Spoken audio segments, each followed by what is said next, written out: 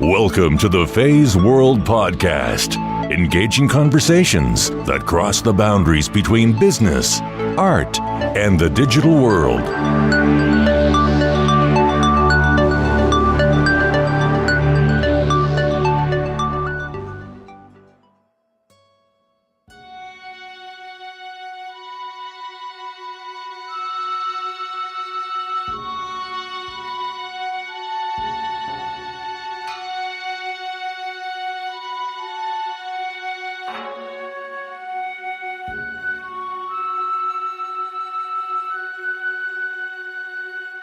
There's a martial bond that you don't really see in a lot of other things, even sports, I've noticed. I've got students that, have all grown up 20, 30 years later, and they've all gone to each other's weddings, and they're all like godparents of each other's kids. I mean, it's just a very special bond. So growing up in that environment, I think was extra special because not only did I have my, genetic biological family, but I had a martial family.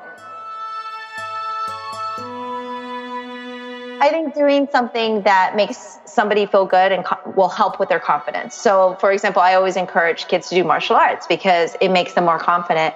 And in that confidence, just standing with the right posture makes you feel different, look different, and people will respond to you differently. So I think it's all kind of interconnected, our body language and our thoughts and everything. Just every day to go to the temple, my father's like suddenly on the roof, bamboo tree, or in the tree, cutting the tree. So he's like, you should blog about his stuff. So I like when someone, even as a young kid, can see that they can be so much more than what maybe life has projected onto them. So I don't know who told him he was like a skinny, kid or couldn't do anything, but obviously someone did, or he watches what society paints as the photo or image of strong, and he doesn't think he looks like that. But then he gets another image in his head from doing Kung Fu, being empowered, seeing Grandmaster Chan and being inspired and seeing who he thinks is like him, And so as a teacher, those are the types of things that I find really rewarding.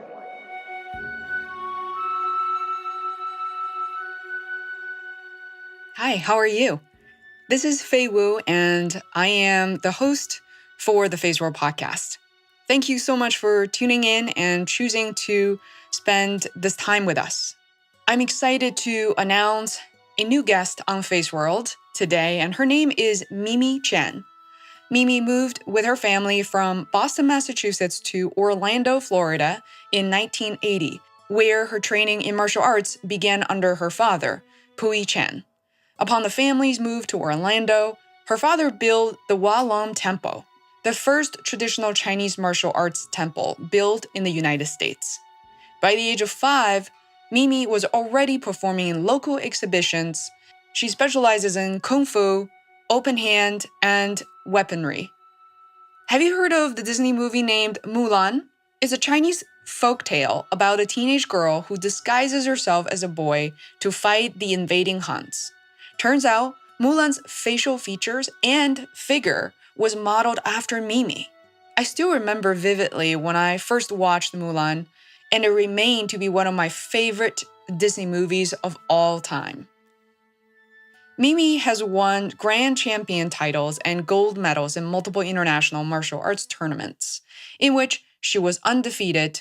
She was also featured in articles in Kung Fu magazine and entered the Martial Arts Hall of Fame, deemed Woman of the Year by Inside Kung Fu in 1999. In 2011, Mimi directed and produced a documentary about her father's life, Pui Chan, named Kung Fu Pioneer. The film premiered in 2012 at the Central Florida Film Festival and won both Best Documentary and Audience Choice Awards. In this episode, Mimi and I chatted about her upbringing as a daughter of the pioneer who brought Chinese martial arts to the United States. And today, Mimi teaches at Mulan Temple regularly, and she brings her students to visit China every year. There seems to be endless projects for Mimi to work on, including her own podcast launched earlier this year called Culture Chat, a podcast that covers a variety of cultures, subcultures, social issues, film, comics, martial arts, traditions, food, or anything inspiring and thought-provoking. Hope you enjoyed this conversation, and please give us your honest review on iTunes.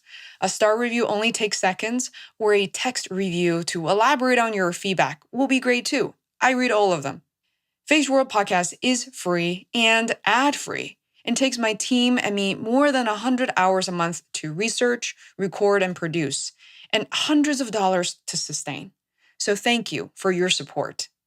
Without further ado, please welcome Mimi Chan to the Feisworld Podcast.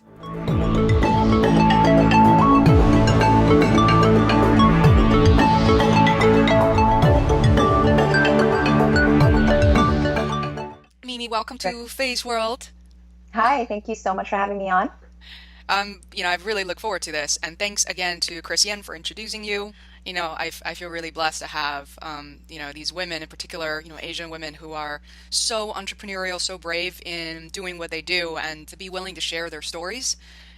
It's really nice to see the intersection and how that connect, so that in a way that connects us, to have this type of conversations. Right, absolutely. Yes, no, thanks again for having me here. And yeah, Christiane is amazing. She's a great resource, a great friend, and she absolutely has a way of connecting people. And I think this is great. Yeah, so how did you guys meet, by the way? For people, well, actually, we're kind of like childhood friends. So really, we met through my parents. So my father and her mother are very, very, very close friends. So he brought Bo and Mark, Christiane's mom, over on one of the first actual Hong Kong Grandmasters tour. So he brought over all these famous martial artists. Shek Kin was one of them, Chan Wan Ching, Bo and Mark. So he brought over, I think there was 10 or 12 martial artists. And I think it was in 1970, I want to say 1975, I could be off. But it was in 1975. He was starting to bring over artists from Hong Kong to share the culture, the Chinese culture with America. And she was on that tour. And eventually she got settled into Boston, and he actually helped set her up to start teaching in her first school. And he kind of, mentored her a little bit, but also just as a good Kung Fu family member, he wanted to help get her started. So as kids, we kind of knew each other, but as adults, we've reconnected over the years. So. Wow. I mean, it's truly something, in the martial art world.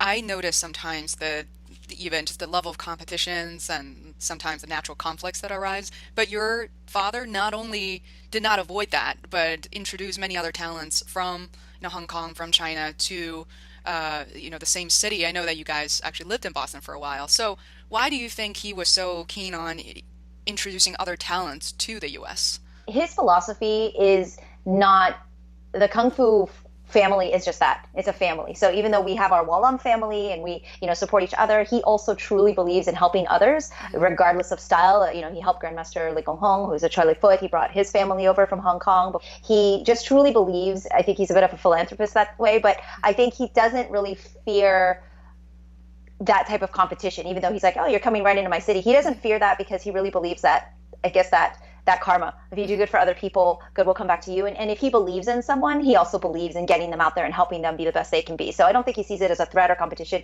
He sees, people as family, and if he decides to help them, he does it wholeheartedly. And so that's just the way he's always been, very good-natured and very giving and very open. So, when I was raised in the martial arts, it was very different. As I've gotten older, I have seen a lot of what you are discussing in terms of competition and jealousy and organizations that have fighting. And not to say our organization is perfect, but because of the leadership that my father has established and his tone that he sets of family first, of martial etiquette, it's not where we're challenging each other. We're really just supporting each other because we all have the same goals, to enrich lives, to share the culture, and ultimately if we're all going towards the same goals, there's plenty of students for everyone, and everyone it gravitates towards different styles. Walam's not for everyone, and Kung Fu in general is not for everyone. There's Taekwondo and Jiu-Jitsu and Karate. I mean, so there's something for everyone, and I don't think he feels it should be limited to only trying to hoard everyone for yourself. Mm-hmm. So now, if I remember correctly, you were born and raised in the U.S., correct? Yes, I was born in Boston, actually. So. Wow. Yeah, I was born in Boston. Let's talk about your cultural exchange program. Tell us a little bit about sort of what your day is like, what you're doing for your students. So obviously you're a teacher. So what is that you do? Usually that's such a difficult question. And the short answer to what do I do is I teach Kung Fu, and then the long answer is so much more involved, because in the Walam, which is, the style that my dad brought over from China and what he kind of established here in the USA almost 50 years ago now, right? So basically encompasses, more than just the physicality. So at our temple in particular, when you come in, you learn all of the basic traditions, the etiquette, the respect, and we light the incense. So we do all of the traditions in terms of martial traditions. Nothing there is religious. So when people come in, they do see it's a temple, but it's a martial arts temple. So our goal for our students is to be pretty much submerged in the Chinese culture and tradition. So we tell our students, you will be speaking Chinese, you'll learn to count in Chinese, you'll learn the commands in Chinese. So it's a little bit more of almost like a college, right? So you can't just say, oh, okay, I only want to learn this subject. It's pretty much you have to learn everything. People always come in and say they want to just learn the sword, or I just want to learn how to do this or that. And I'm like, well, you can't. You have to start with your basics, and you have to learn the history. We also encourage them to learn the history of our style so that they know their lineage. So one of my father's questions whenever he meets someone in the martial arts is, who is your teacher? Who is their teacher? And when they don't know, it's a little bit of a disappointment because it's so important to remember your roots and remember where you came from and understand your lineage. So we find that as very important as well. So what we feel we do, Temple, is bring that Chinese culture to Orlando, basically, when we moved here. And we started Chinese New Year celebrations here in 1980. So we're one of the first to establish that in Central Florida and just kind of share the culture with, people here and so they can all appreciate it. So, but on a daily basis, I pretty much teach Kung Fu. On a larger scale, I try to help and assist all of our organizations. We have other schools worldwide, and we try to get together. We have lots of events that happen throughout the year, and I try to help coordinate that. On the side, I do other things, like we have the Cultural Center, which is kind of a museum, and we try to have some events there that help bring the community together. I just started podcasting, so I'm going to take notes and learn from you, but that's my creative passion. And I have dabbled, of course, in the film world as well. Wow, there's a lot going on here. How did you choose Orlando? Actually, him and my mom chose Orlando. So I was only like 2 or 3 when I moved here. So I really was born in Boston, but I was raised in Orlando. Oh, wow. So I call Orlando home, definitely. Yeah, so the reason they both decided to move here, the 2 reasons. One is it was just too cold in Boston.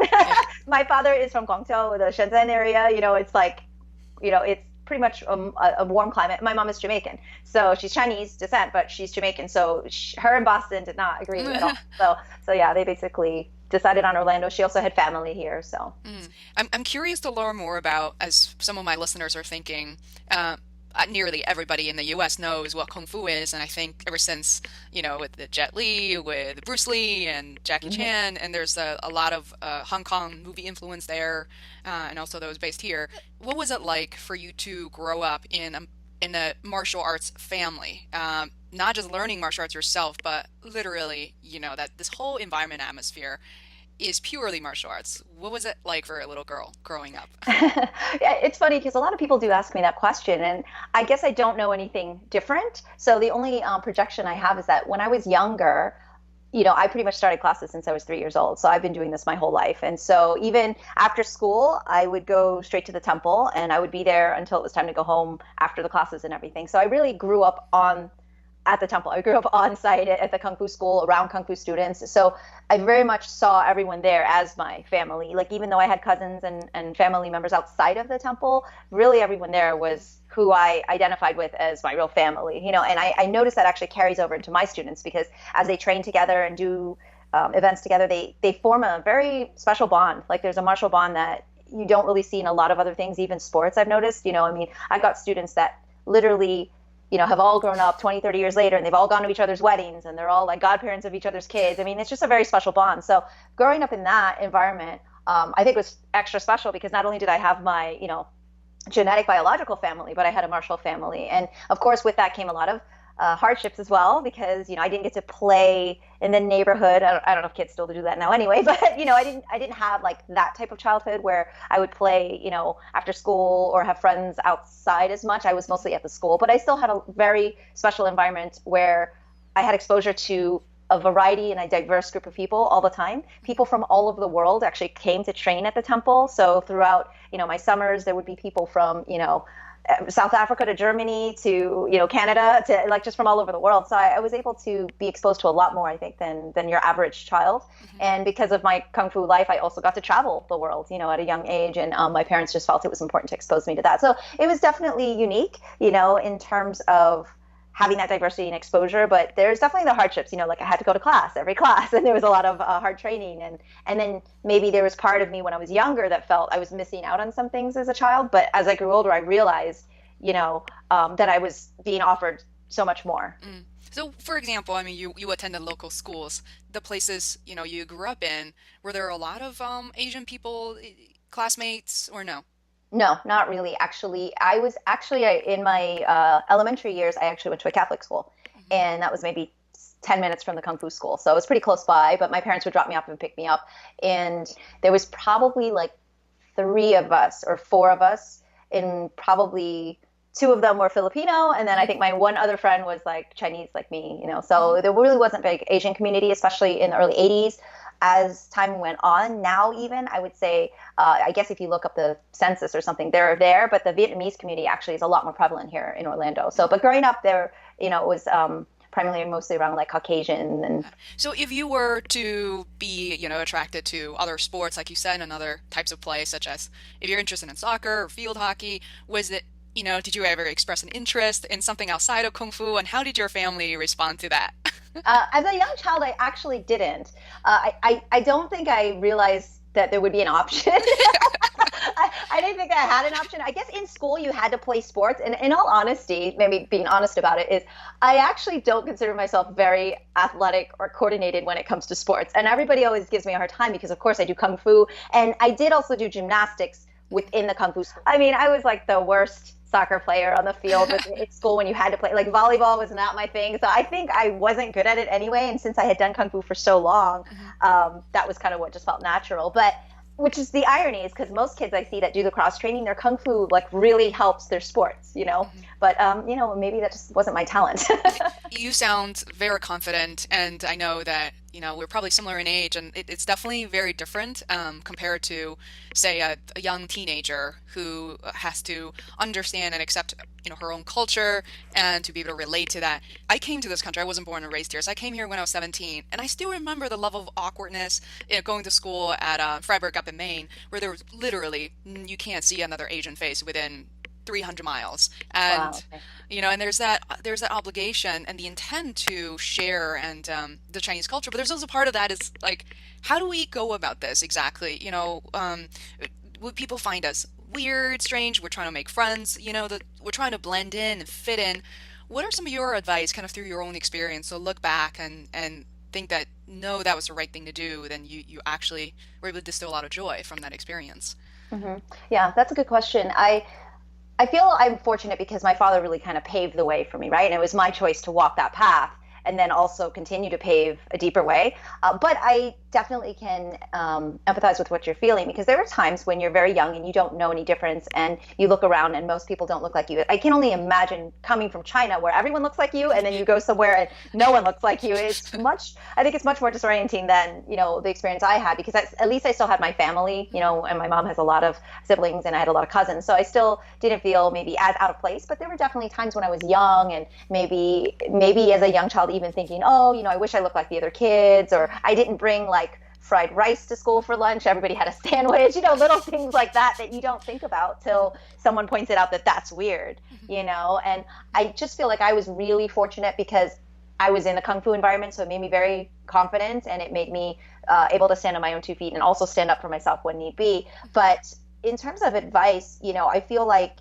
getting involved in something that makes you feel good, whether it's dance or art or Kung Fu or soccer, if you're good at it, unlike me, if you're good at it, I think doing something that makes somebody feel good and will help with their confidence. So for example, I always encourage kids to do martial arts because it makes them more confident. And in that confidence, just standing with the right posture makes you feel different, look different, and people will respond to you differently. So I think it's all kind of interconnected, our body language and our thoughts and everything. So my advice is definitely for parents, with kids, to get the kids involved in something, find what they love and support them and then get those kids to stick with the discipline, and then for kids or teens that feel displaced or unsure, just to look in the mirror, gain some confidence, do some positive self-talk. And just, I think if anybody has a community, as long as you have some friends and a community and just opening up and talking is always positive.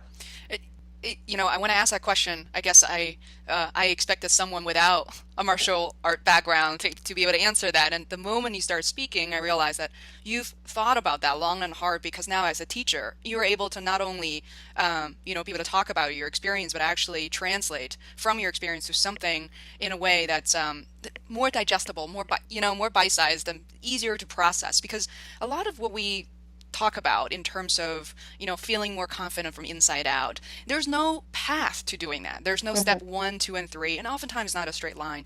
But I really like what you shared of what I witness on a weekly basis at my own martial arts school, that the emphasis on children, especially those being bullied in school, but just by walking and projecting yourself differently, you become that much more powerful.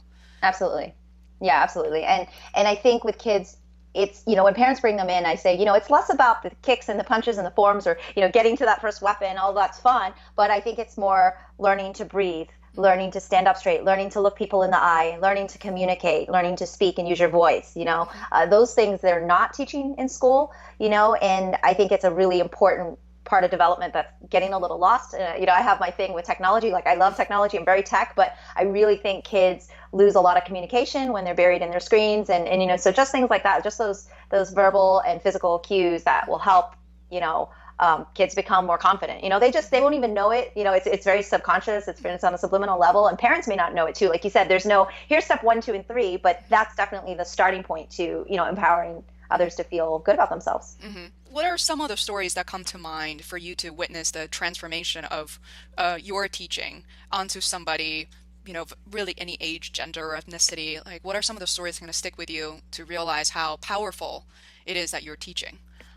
Well, on twofold levels. So on one level, you have kids in there, or students or adults, any age really, that they're in there and you just kind of see them going through the motions, and you think they're in there maybe for, I just wanted to lose weight and do something more interesting, or, usually we ask them why they're here. And oftentimes why they're there is different than why they're there in 6 months or a year. That changes, their goals often change. But for me, it's been very rewarding, because, they always say, oh, teaching's one of the most, the least thankful job you can have, because it's just like the kids come through and then they leave and they take, and but the nice part about teaching is when you have students come back, kids or adults that you didn't think you made an impact on at all, and they come back and say, hey, because of you, I went through my doctorate program and I was really focused, or I went through a really hard time in my life, I was being abused, or, so you get a lot of great stories of people who come back and actually share that with you. So anyone out there, if there was a teacher that, impacted your life, like, drop a line and thank them, because it really is well received, and it does feel good. And it's tough as a teacher, because sometimes you give so much and, these kids are like, I don't care, and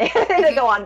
But when you get that gratitude, you remember why you do what you do every day, every minute of the day, even when the times are hard. And then on another level, I have a child that told me, I asked, why do you like doing Kung Fu? And it's this, this younger kid who's not really the most coordinated. Like, it wouldn't be the kid out there that's wielding the weapon that you think is going to be like first place tournament winner, and you want to put a lot of energy into because of physical natural ability, right? But, he told me, because I directed my film on my father, and he said after watching the film on Grandmaster Chan and seeing Grandmaster Chan, he looked at him and was like, wow, he's kind of skinny and smaller like me, but he was able to accomplish so much, and he's strong, and so I feel that I could be that person.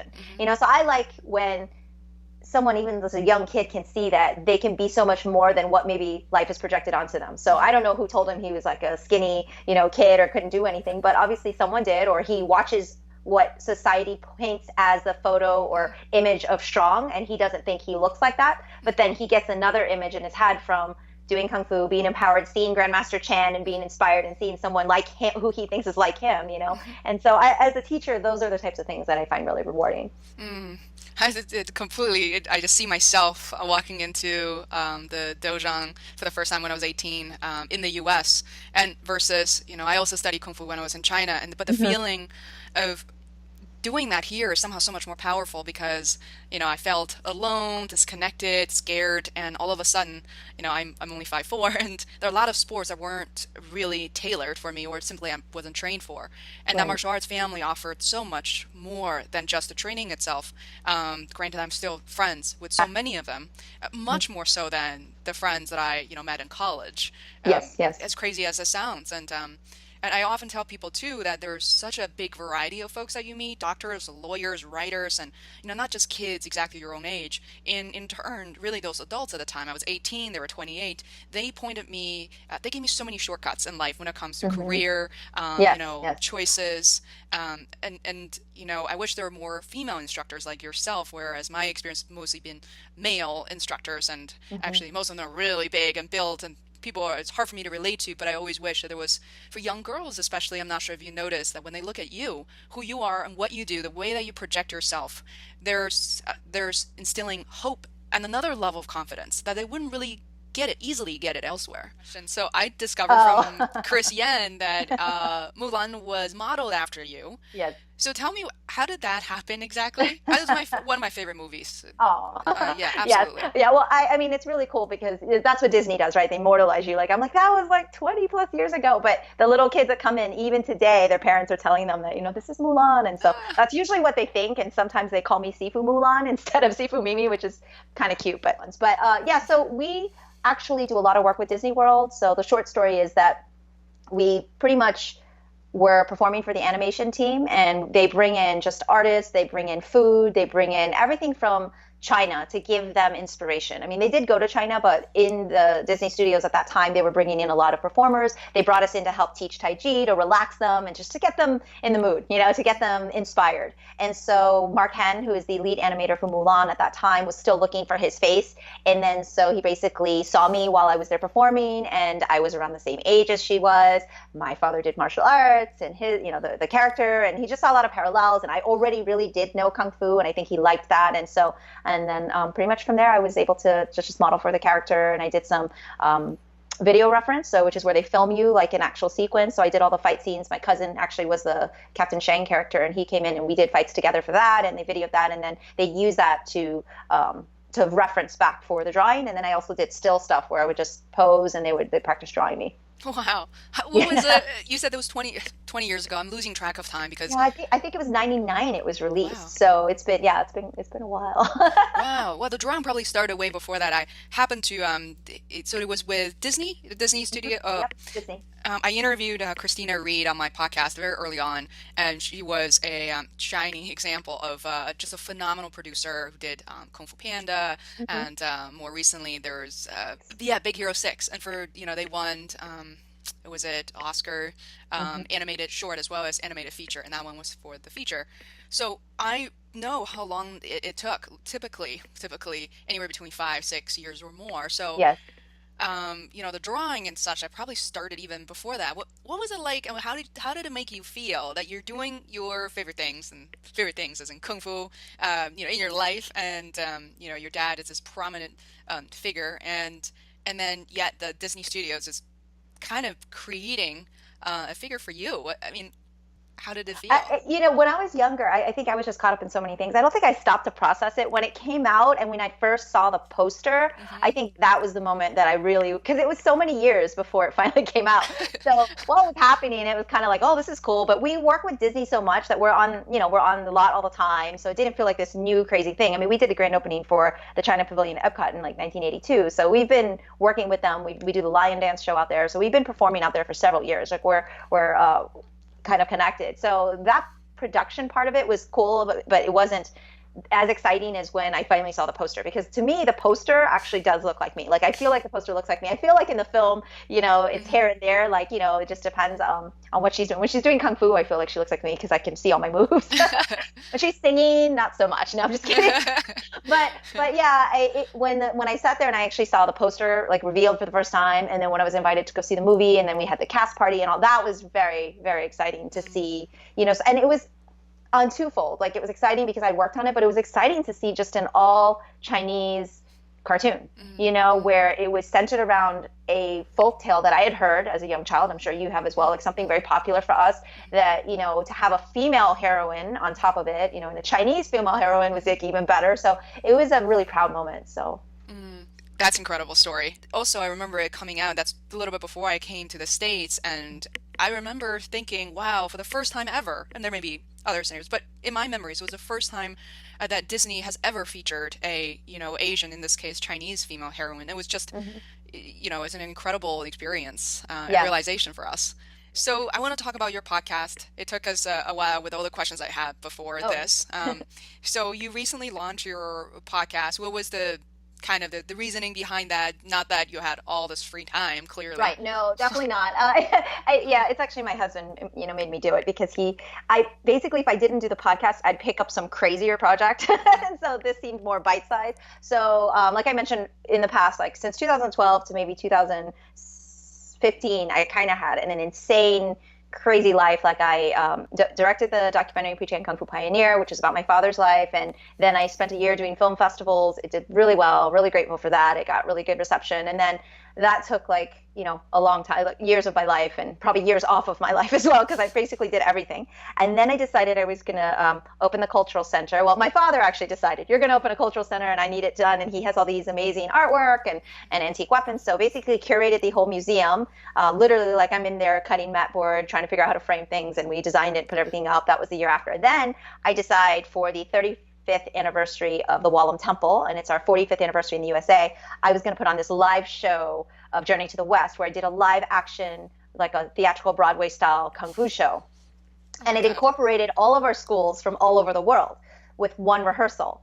So it was this crazy idea, and I can't even believe it, but it came off. But because of that, I had like all these years of lack of sleep, and my husband's like, all right, you need to take a hiatus, no more. But my thing is, I love creativity. I did a little bit of film work, back in the late 90s, early 2000s, and I really enjoy that part of my creativity. Like I crave doing stuff. So I have a small podcast online, and that's YouTube, and that's my Kung Fu Pod, where I talk about, things related to Wallam. So that's like bite-sized applications or philosophy or anything to do with Kung Fu. But I kind of wanted something that was just for me, separate of Sifu Mimi, something kind of for myself. And so my husband's a big podcast listener, and he thought it'd be a good idea for me maybe to start one, because he's like, you know a lot of really interesting people. And just like the documentary, you're able to kind of talk to people about what they do and share their stories, and everyone has an interesting story. Like everybody has something in their life that's been meaningful to them and therefore worthy of sharing. Originally, I wanted to do like a web series, a film series of like immigrants and their stories, because it kind of takes off from my dad's, Pui Chan Kung Fu Pioneer, and like about more people like him that have done things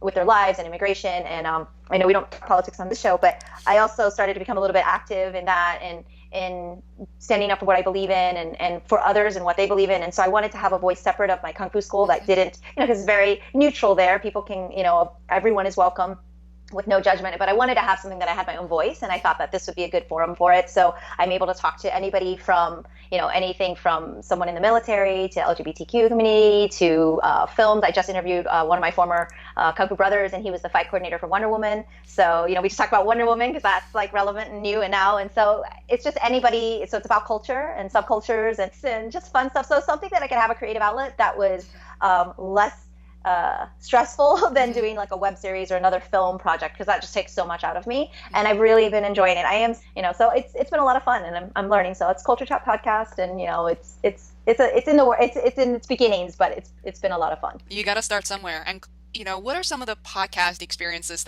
what this podcast has introduced in your life? Such as I've been doing this for 2.5 years, and I've talked about this maybe many times on the show, and especially with the close families and friends, is that it has opened up so many doors and new relationships and new possibilities and places to travel to. So what are some of the surprises that you didn't quite expect but happen as a result of launching the podcast? Right.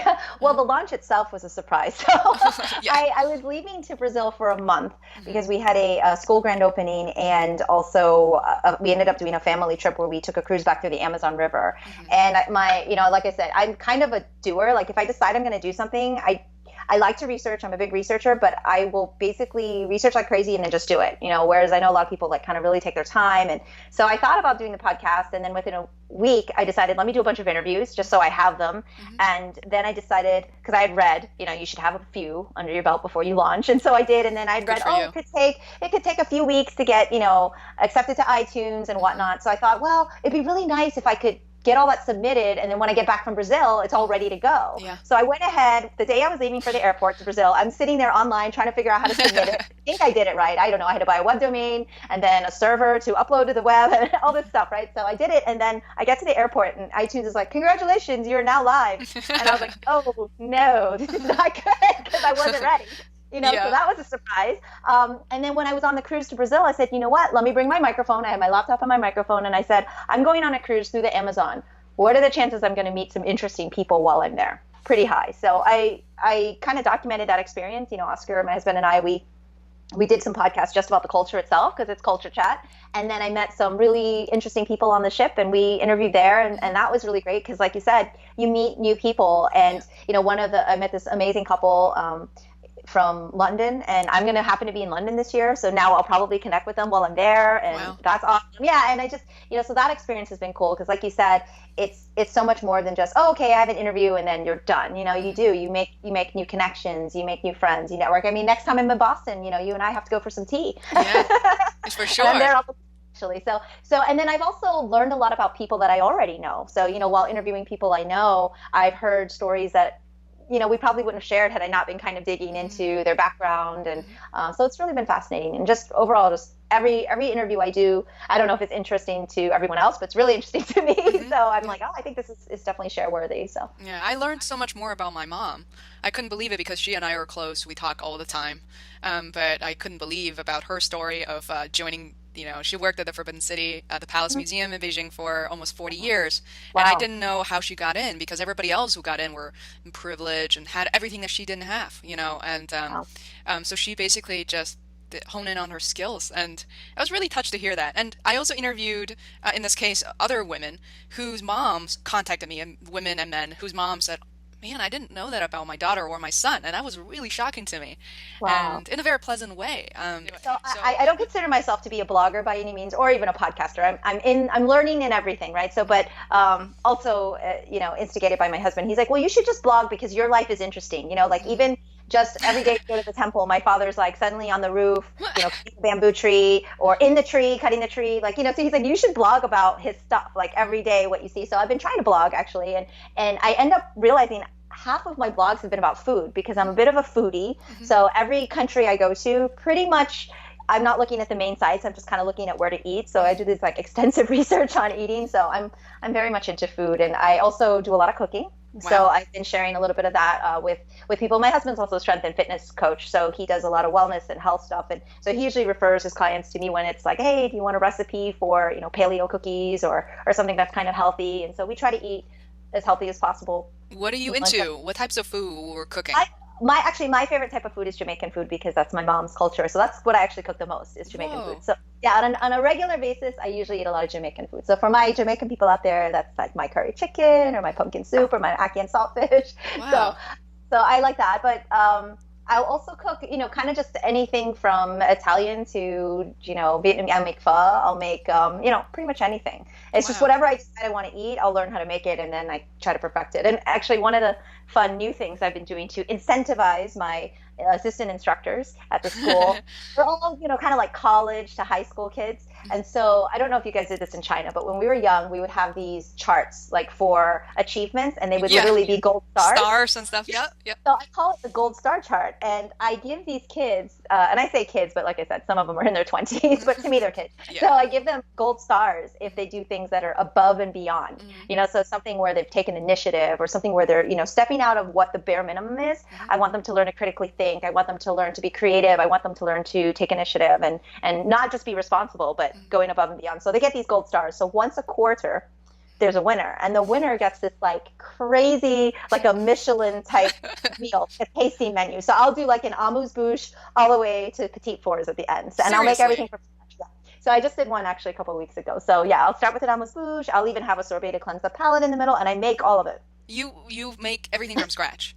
That is even the chocolates, everything. What? But in terms of dietary options, what do you personally find that are helpful to you? I know everybody's different. Right. Everyone's really different. And again, I'm not a nutritionist or a dietitian or a doctor by any means, but it's pretty obvious. And I think the Whole30 kind of leads you to that. If you stay away from anything that's in a bag or a box, those foods are probably not going to make you feel the best, right? Or anything with processed sugar, obviously anything that says high fructose starting and anything that looks like a chemical when you read it probably is. So if you get something in the supermarket and it grew from somewhere or was alive at one point, you're probably going to be doing okay. So that's just a real basic overview. So for me personally, it's hard because I love bread and rice and noodles. And, so it's not that I don't love those things. It's just, it's good to monitor yourself and see how you feel after you eat something. And 9 times out of 10, someone who says, well, I just ate, all these, a bunch of pizza and pasta and then ice cream, like probably at the end of that, you had a tummy ache, right? Like it kind of makes sense, right? So, but it doesn't mean you can't have it sometimes. Absolutely not, So I think moderation is always best, but definitely if you eat things that are green and leafy or were once alive, then you're on the right track, and you listen to your body. So it's just good to listen to your body. Is your skin reacting? Do you feel like sore or achy, or do you get headaches? And, a lot of times, a lot of the allergies we have, of course, is airborne, but there's a lot of them are food, because the way food is processed now is different too. The way it's grown, the soil's not it doesn't have as many minerals to give that nutrient. So we lose a lot. So yeah, well, this has been such a, pleasant and just such an interesting exchange. I appreciate it. No, thank you so much for having me on and for, helping promote my podcast as well and everything we do at the Wallam Temple. So it was great to meet you, and I can't wait to have tea with you. Yeah, I look forward to that.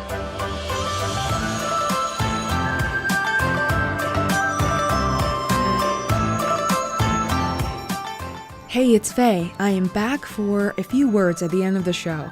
I hope you enjoy what you heard. You can visit us online at feisworld.com, or social channels such as Facebook, Twitter, and Instagram, also under Feisworld, to keep things simple. I personally review and respond to all the messages. Love to hear from you. Thank you, and lots of hugs. See you next week.